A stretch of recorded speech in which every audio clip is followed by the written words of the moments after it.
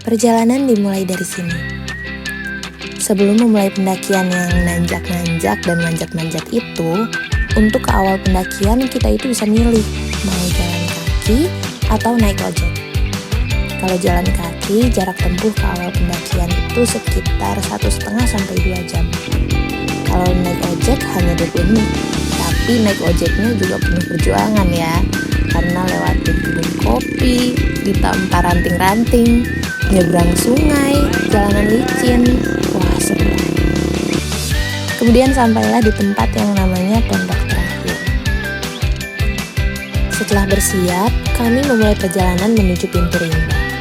Formasi perjalanan waktu itu adalah Mas Rendra sebagai navigator merangkap leader, kemudian Janis, aku sendiri, Janisa, Jeko, Mas Eka, dan Mas Panca yang menjadi sweeper bergantian dengan Mas Eka. Menurut Mas Eka dan Mas Rendra, Mas Rai itu punya hutan yang bagus. Nggak tahu sih pengertian bagusnya kayak gimana. Yang namanya hutan ya hutan aja. Tapi buat mereka katanya hutannya itu indah, keren, kayak welcome banget sama kami. Gak lama kemudian kami sampai di pintu rimba. Kami sempatin untuk foto, untuk minum, dan briefing singkat. Lalu dimulailah pendakian yang sebenarnya. Waktu itu sekitar jam 10 pagi. Gunung Masurai itu sejatinya adalah gunung purba yang memiliki kaldera luas yang membentuk danau di puncaknya. Bahkan ada 2 danau, yaitu Danau Mabuk dan Danau Kumbang. Danau ini nanti kita cerita ya. Menurut catatan sejarah, tidak ada fakta kapan Masurai meletus, tetapi katanya di sekitar zaman Pleistosen atau awal Holosen, itu ribuan tahun lalu ya. Gunung Masurai sendiri memiliki ketinggian sekitar 2.980 mdpl.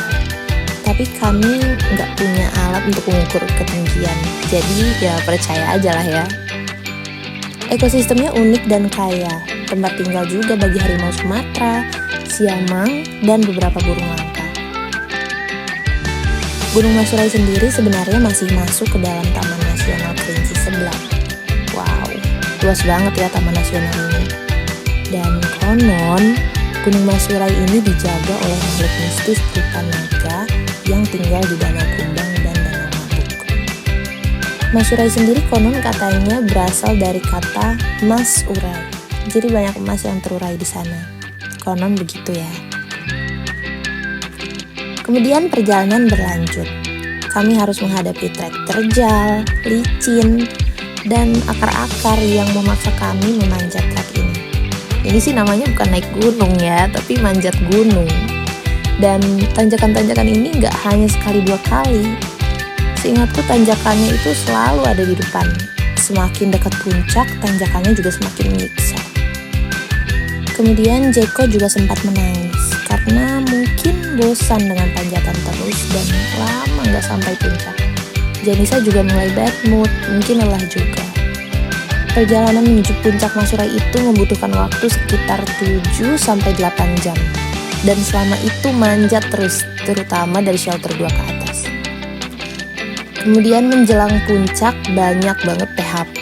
Bukan pemberi harapan palsu ya, tapi puncak harapan palsu. Yang kita kira itu puncak, tapi ternyata bukan. Dan masih ada tanjakan lagi dan lagi.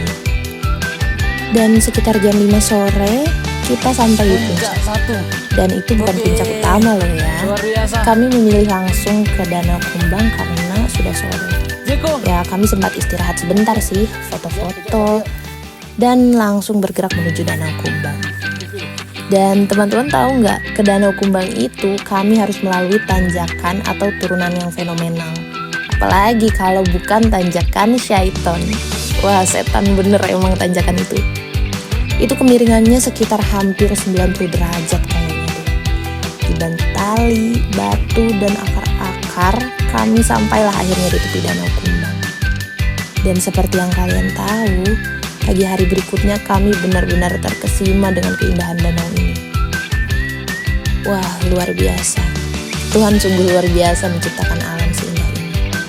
Danau Kumbang ini seperti kumpulan air yang dikelilingi gunung dan terlindung dari dunia luar. Apalagi saat kabut turun. suasananya berubah menjadi syahdu. Syahdu buat mereka sih, tapi buatku agak mengerikan dan mencekam ya. Kemudian sekitar pukul 11 pagi kami bergerak kembali naik ke puncak. Dan sekitar pukul 12 lebih kami sudah sampai di puncak dan bersiap turun. Dan perjalanan turun itu cukup menyenangkan. Meski sempat diguyur hujan menjelang keluar hutan, tapi kami sangat senang dan bersyukur kami keluar hutan masih ada sinar matahari. Dan kami semua selamat dan sehat. Terima kasih Tuhan.